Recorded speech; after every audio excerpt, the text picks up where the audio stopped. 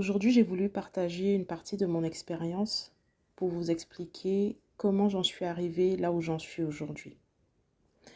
Alors, mon père est décédé d'un grave accident de voiture il y a quelques années et j'ai voulu garder ce lien avec lui. Certaines personnes ont trouvé ça égoïste, mais moi, je voulais juste le savoir près de moi, avec moi. Pendant longtemps, j'ai pensé ça. Je me demandais s'il me voyait, s'il m'entendait. Alors j'ai fini par avoir ces fameux signes comme prendre certaines odeurs, entendre des voix, mais j'avais peur, j'avais vraiment peur qu'il ne s'agisse pas de lui, j'avais peur de perdre la tête ou qu'il s'agisse de mon imagination. Je me suis donc tournée vers des professionnels, des médiums, et qui ont fini par me dire, mais vous pouvez l'entendre, vous pouvez le voir, le ressentir sans passer par eux, vous êtes médium. Je me suis dit, mais moi médium, mais pas du tout, mais qu'est-ce qu'il me raconte? Et puis comment je fais?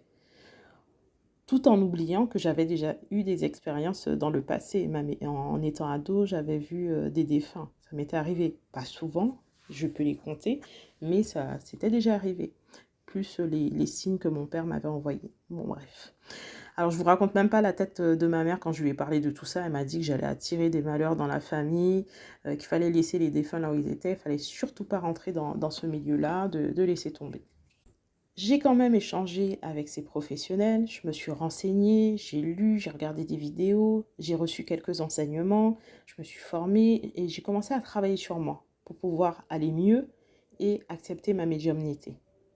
Alors certains n'ont pas compris pourquoi je voulais me former parce que selon eux, j'en avais pas besoin, mais c'était une sécurité pour moi et aussi de me dire que je faisais pas n'importe quoi ou voilà, j'avais besoin de preuves et aussi de bien faire les choses. Alors, ce dernier pas vers l'acceptation, je l'ai effectué avec Karine de la sagesse des animaux, qui m'a accompagnée en me permettant de pratiquer et de valider mes capacités. Alors, j'avais tellement pas confiance en moi, même si on me disait, oh là là, mais t'as une palette de capacités, tu peux faire plein de choses. Moi, je me disais, mais qu'est-ce qu'il me raconte? Mais je vois pas, justement, et pourquoi je vois pas les choses pour moi? Comment ça se fait? Comment ça fonctionne? Enfin, et je voulais aussi me comparer aux autres, ce qui n'était pas possible parce que chaque médium, en fait, chaque voyant, chaque énergéticien est différent.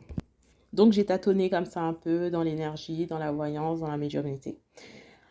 Je n'avais tellement pas confiance en moi que j'ai préféré pratiquer sans qu'on me donne des informations sur la personne ou la situation. Donc quand je voulais m'exercer, je disais surtout vous ne me dites rien. Donnez-moi votre prénom ou bien faites-moi un audio avec votre voix ou donnez-moi juste la photo. Et là, en fait, je laissais arriver les informations. Alors, j'ai reçu beaucoup d'images avec quelques mots ou des phrases que ce soit pour des défunts ou des ressentis photos. J'avais parfois des odeurs selon les personnes. J'ai senti aussi qu'on me touchait par moments. Parfois et c'était très rare, je ressentais du froid qui me faisait claquer les dents. J'ai vu pour des défunts, pour certains, les conditions de leur mort. J'ai pu ressentir des douleurs. J'étais tantôt spectatrice, tantôt actrice en fait, quand j'ai une personne. J'ai reçu des informations, des signes forts pour les défunts qui me permettaient d'affirmer qu'il s'agissait bien de lui, des informations que seul le consultant connaissait.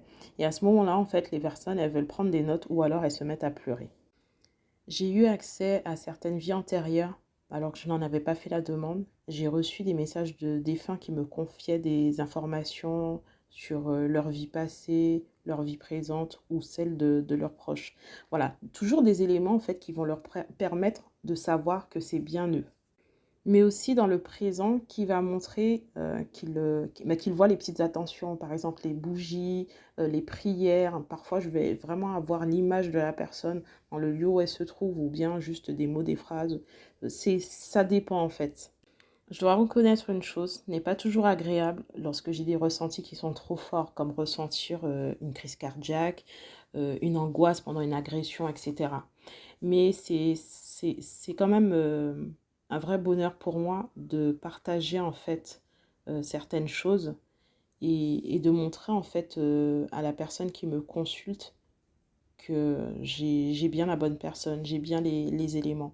Je suis vraiment contente en fait qu'ils m'accordent leur confiance et qu'ils m'ouvrent leur intimité parce que voilà, après on a accès à certaines choses, des choses intimes, parfois confidentielles. Alors, je n'ai aucun contrôle sur ce que je reçois. Je suis une antenne, un support de transmission. Je suis une messagère, tout simplement. Je partage ce que je vois, ce que je ressens, ce que je sens ou que j'entends. Donc, mes propres facultés vont entrer en action enfin mes propres facultés. Il y a des choses que je vais entendre du défunt et il y a des choses où ma voyance, elle va entrer en compte. C'est très important pour moi d'être authentique avec les personnes qui vont m'accorder leur confiance. Et c'est aussi important que je leur transmette exactement ce que je reçois ou ce que je ne reçois pas. Je ne vais pas inventer. Si je n'ai aucune connexion, je vais dire je suis désolée, je n'ai pas de connexion, ou bien j'ai pas d'autres informations, ou je n'ai que ça. Ou... Voilà, je suis vraiment honnête et c'est vraiment important pour moi. Alors, chaque consultation est différente. Donc, je ne peux pas vous garantir que ça se passera pour l'autre ou que j'aurai voilà, tous mes clercs qui vont capter des informations. Je sais pas du tout comment ça va se passer. Donc, voilà. Maintenant, tout ce que j'espère sincèrement, c'est de pouvoir continuer à accompagner des personnes et de transmettre des messages pour apporter soutien, amour, écoute et guidance. Voilà pour ce petit partage. Je vous remercie de m'avoir écouté et je vous dis à bientôt.